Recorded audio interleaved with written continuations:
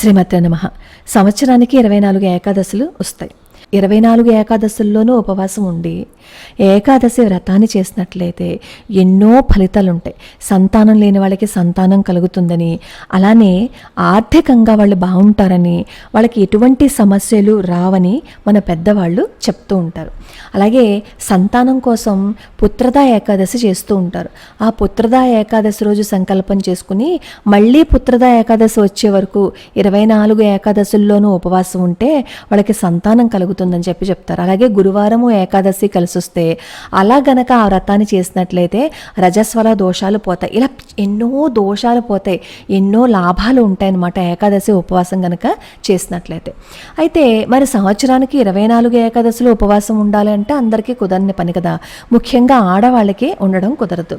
కాబట్టి అలా మనం ఉపవాసం ఉండాలి, వ్రతం చెయ్యాలి అని అనుకున్నప్పుడు మధ్యలో ఏదైనా అడ్డంకిలు వస్తే, ఇప్పుడు మనం తెలుసుకోబోయే ఈ రోజున గనక ఉపవాసం ఉన్నట్లయితే మొత్తం 24 ఏకాదశులు ఏదైతే ఉపవాసం చేసి వ్రతం చేస్తామో ఆ ఫలితం ఈ ఒక్క ఏకాదశి చేసినందువల్ల వస్తుందన్నమాట.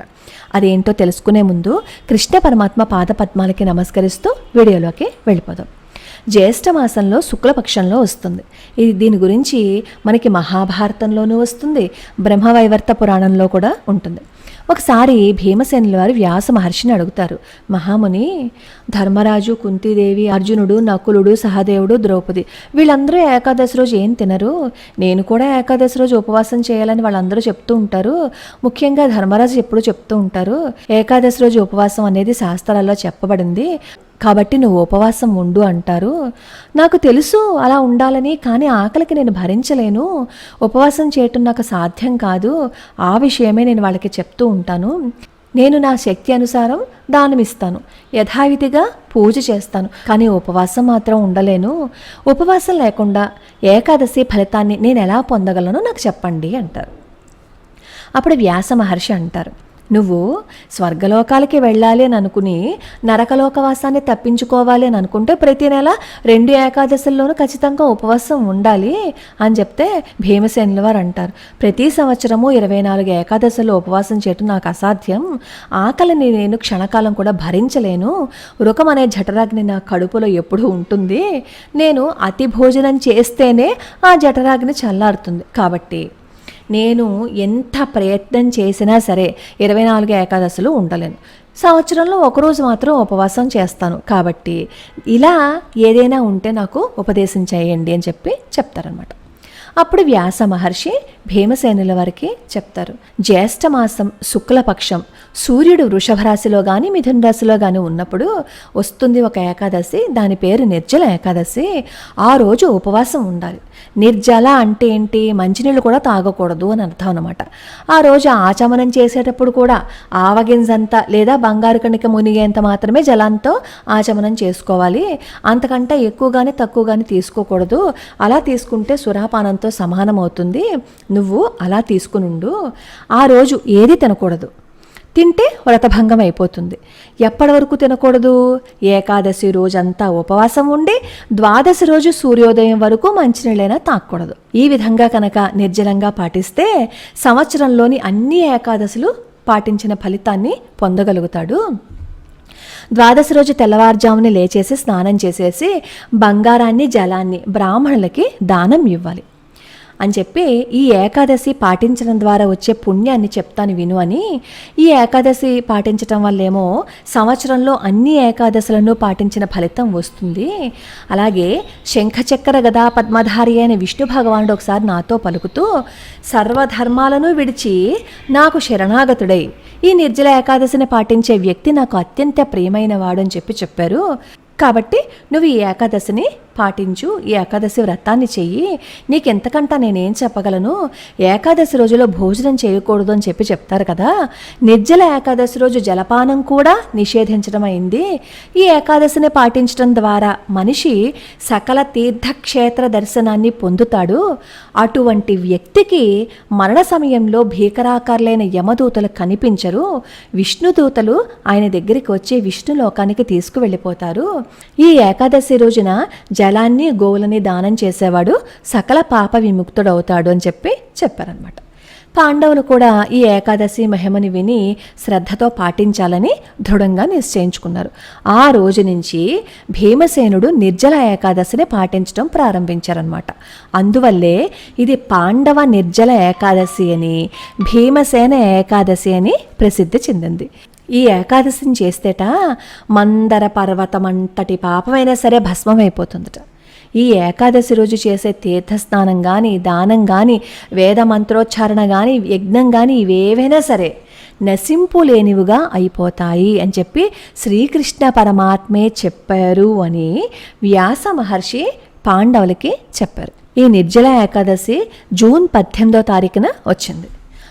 సరే, ఇప్పటి వరకు మనం భీమసేనుల వారికి వ్యాస మహర్షి ఏం చెప్పారో విన్నాం.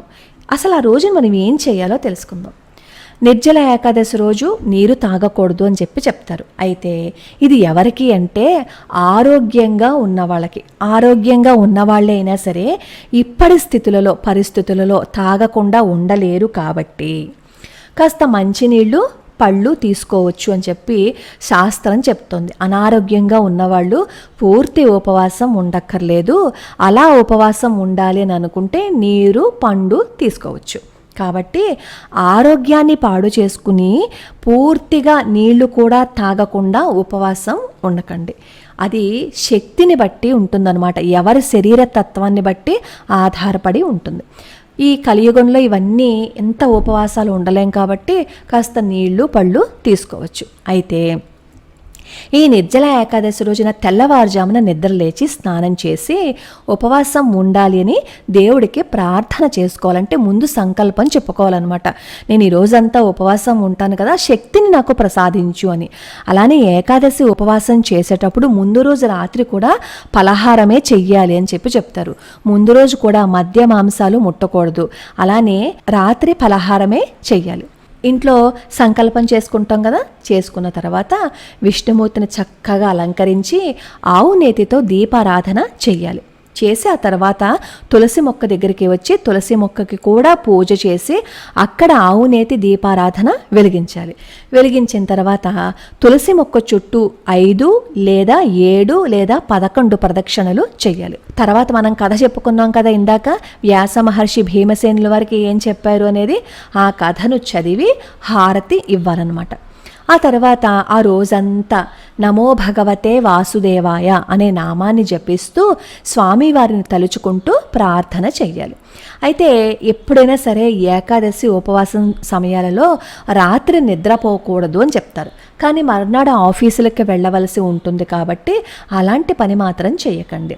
రాత్రి నిద్రపోయే వరకు విష్ణుమూర్తిని స్మరించుకుంటూ విష్ణు కీర్తన చేసుకుంటూ ఆ రోజంతా గడిపేశామనుకోండి, విష్ణు సాన్నిధ్యంలో ఉన్నట్టే కదా, ఉపవాసం ఉన్నట్టే కదా, విష్ణుమూర్తికి దగ్గరగా ఉన్నట్టే కదా. ద్వాదశి రోజు మాత్రం ఎంత తొందరగా వీలైతే అంత తొందరగా పారణ చేసేయాలన్నమాట. పారణ చేసేసి తొందరగా మనం భోజనం చేయాలి. పారణ ఎలా చేయాలి అంటే మళ్ళీ ఉదయం బ్రాహ్మీ ముహూర్తంలో స్నానం చేసి పూజలు చేసేసి మనం ఏదైతే తీసుకుంటామో ఆ ఆహారాన్ని తీసుకునే ముందు భగవంతుడికి నివేదన చేసి అప్పుడు మనం దాన్ని తీసుకోవాలన్నమాట. ఇలా చేస్తే ఉపవాసం పూర్తి అయినట్లు. ద్వాదశి రోజున సద్బ్రాహ్మణుడికి దక్షిణ ఇవ్వాలి. వెంటనే అడుగుతారు, సద్బ్రాహ్మణుడికి మాత్రమే ఇవ్వాలండి, పేదవాళ్ళకి ఇవ్వకూడదా అని. సద్బ్రాహ్మణుడికి ఇచ్చి మీరు ఇవ్వాలి అని అనుకుంటే అప్పుడు పేదవాళ్ళకి ఇవ్వండి. వ్రతం చేసినప్పుడు దానికి సంబంధించిన దక్షిణ సద్బ్రాహ్మణుడికి ఇచ్చే తీరాలి. ఆ తర్వాత మీరు ఈ నిర్జల ఏకాదశి రోజున ఏమీ తినకుండా ఉపవాసం ఉండలేము అని అనుకున్న వాళ్ళు చేతనైనంతగా ఆలయాల్లో ఏవైనా సరే సేవ చేయటం కానీ, చేతనైనంతగా ఏదైనా దానం ఇవ్వటం కానీ, మంచి పనులు చేయటం కానీ చెయ్యాలి. ఒకటి గుర్తుపెట్టుకోవాలి, ఏ ఏకాదశి ఉపవాసమైనా సరే ఆ రోజు ఒక్కటి చేస్తే సరిపోదు. మనం కూడా ధర్మబద్ధంగా ఉండాలి. ధర్మబద్ధమైన జీవితాన్ని గడిపితే మాత్రమే ఫలితం వస్తుందని మర్చిపోకూడదు. అలాగే వాక్కుతో మనం ఎన్నో దోషాలను తెచ్చుకుంటాం. వాక్కుతో తెచ్చుకునే కర్మ మామూలుగా ఉండదు, అది మనల్ని విడిచిపెట్టదు. అందుకే అనవసరంగా మనం ఇంకొకళ్ళని మాట అనకూడదు. అనకూడదు. మాట అనే ముందు 1కి 10 సార్లు గనక ఆలోచించి మాట్లాడినట్లయితే మన వాక్కు అమృతం అయిపోతుందన్నమాట. మాటే మంత్రము అని చెప్తారు కదా, అప్పుడు మనం ఏం మాట్లాడినా మంత్రంగా మారిపోతుంది. అలానే నిర్జల ఏకాదశి రోజున తలస్నానం చెయ్యాలా అని అడుగుతారు. తలస్నానం చెయ్యాలి అంటే షాంపూ తోటి వాటితోనే రుద్దుకోవాల్సిన అవసరం లేదు. తల మీద నుంచి నీళ్లు పోసుకుంటే సరిపోతుంది. కాకపోతే కాస్త పసుపు నీళ్లు పోసుకోవాలి. అది కూడా పోసుకోలేము, మాకు జలుబు అవి వస్తుంది అంటే తలస్నానం చేయకపోయినా ఒంటి స్నానమైనా చేసి భగవంతుడికి దగ్గరగా ఉండే ఏర్పాటుని చేసుకోండి. అదే ఉపవాసం అంటే.